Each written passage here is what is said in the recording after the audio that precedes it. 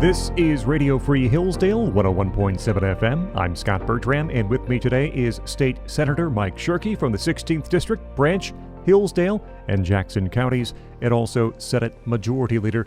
Senator, thanks for joining us.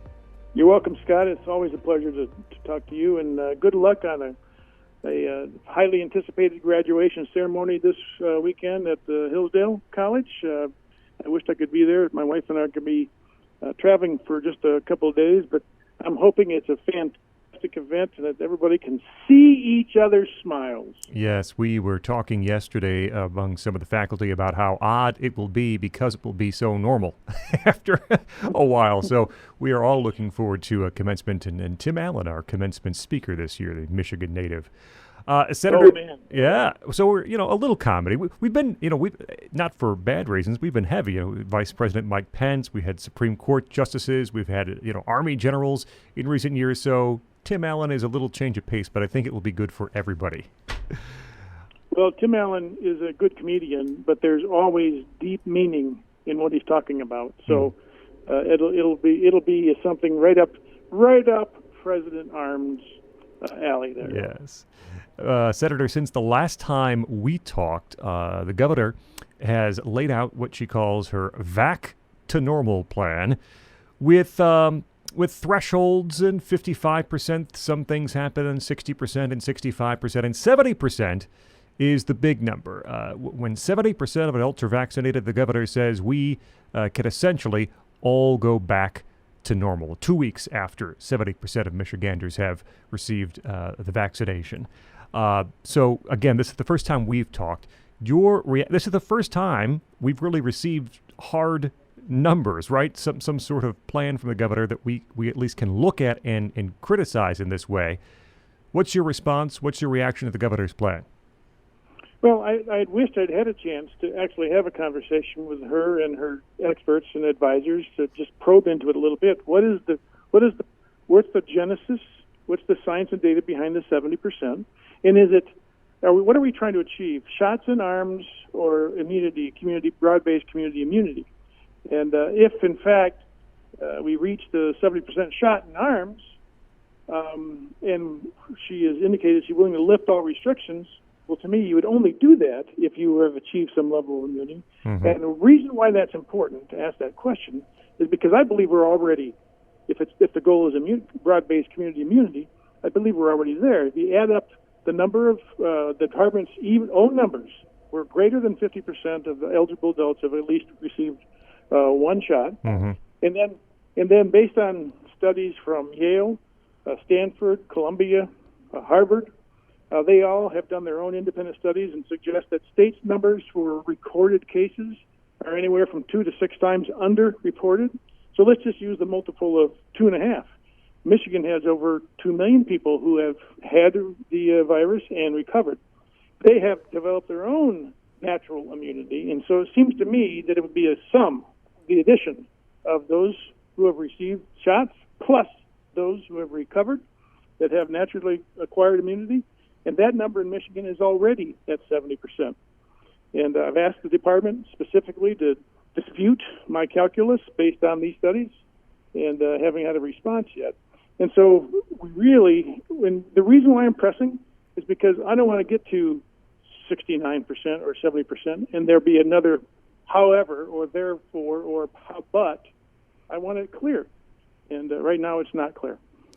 You mentioned the percentage of people in the state who have had COVID and what that means.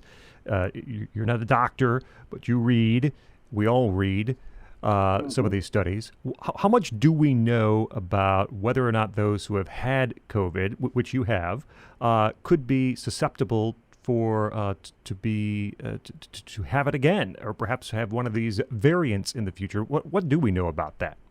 Well, what we do know, based on what I read, is that naturally acquired immunity looks like it does a better job of variants than the vaccines do. That's number one, and that's the reason why they're planning on producing booster shots that are more targeted to variants in the very, very near future. We also know that there's no way there could be any longer-term studies of the effectiveness of shots than there is the actual immunity, because the natural immunity began the day the virus arrived. And then thirdly, we've been studying the long-term immunity of those who were infected with MERS or SARS-1, and those are proven now to be lasting 10, 12, 14 years.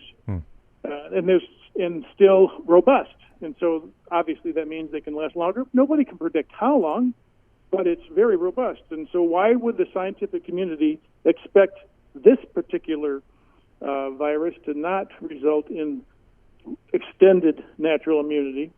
And the only reason I can think of is that because we have more of a focus on shots in arms than we do what we really should be trying to achieve, and that is broad-based community immunity.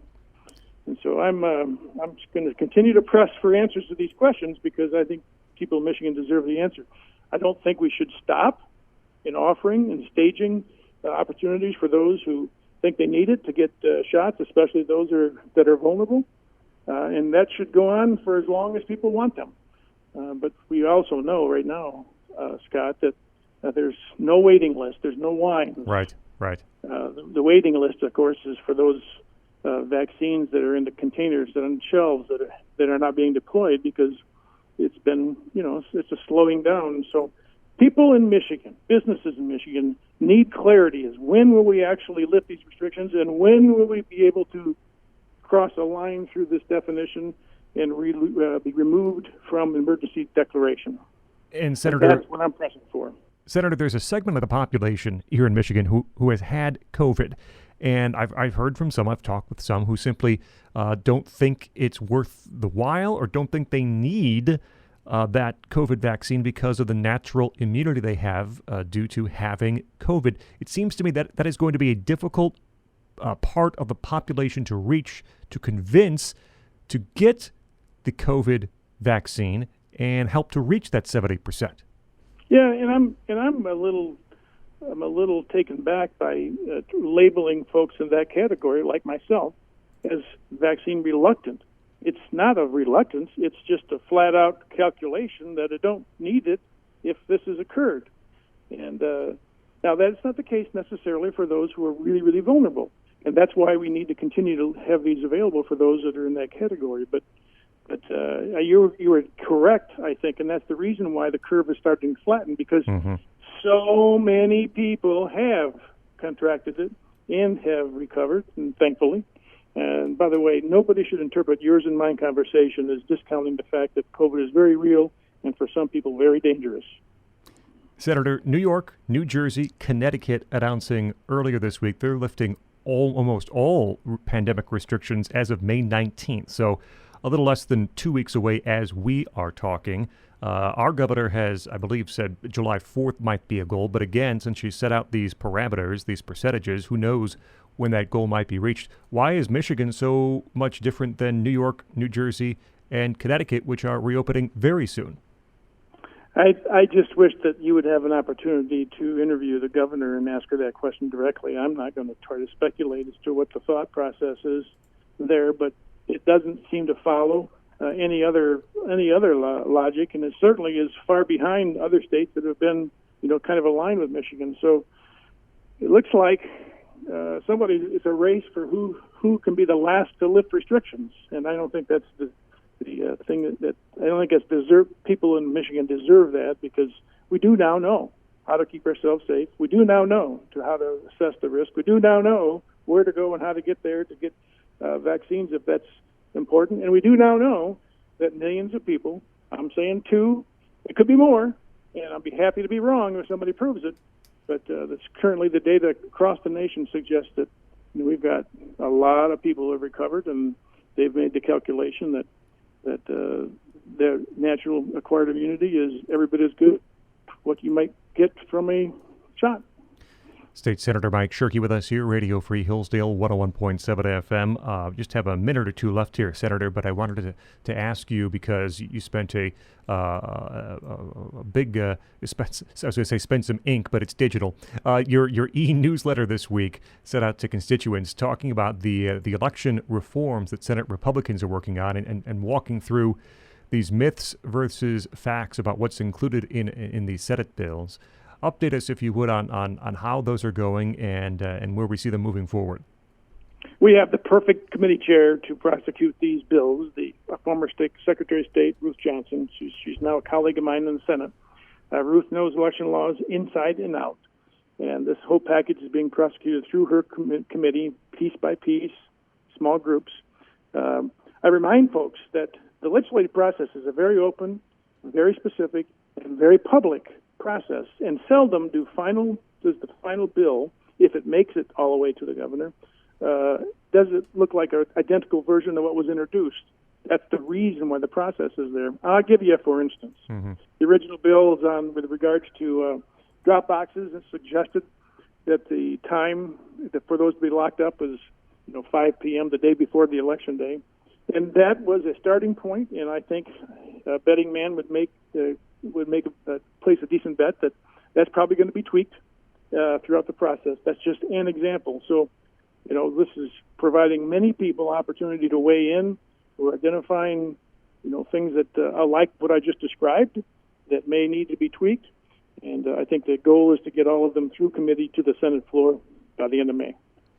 Senator, I had one specific question because it's an issue we had talked about previously, and that's the pre-processing time allowed for clerks on the ballots on the absentee ballots, which there were some issues with in November, just in terms of the time it took to process those. We talked previously. You said that would be something that would be targeted in some of these election reforms. Is that still on the table? Yes, we're proposing that we make permanent the changes that we made for this to accommodate this last election. The testimony that we received in committee and in the oversight process indicated that most clerks across the state were able to easily process theirs. But we've also focused on training in these bills because there's a serious lack across the board. This isn't no political party owns this. It's across the board, and that training, particularly for election workers, enhanced as we're prescribing.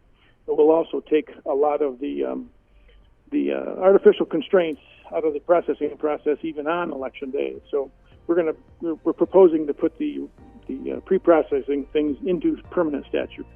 All right. State Senator Mike Shirkey, 16th State Senate District, Branch, Hillsdale, Jackson counties. You can find him at senatormikeshirkey.com or go to Facebook and search for Senator Mike Shirkey. Senator, thanks so much for joining us. Take care, Scott. Happy celebration on Saturday.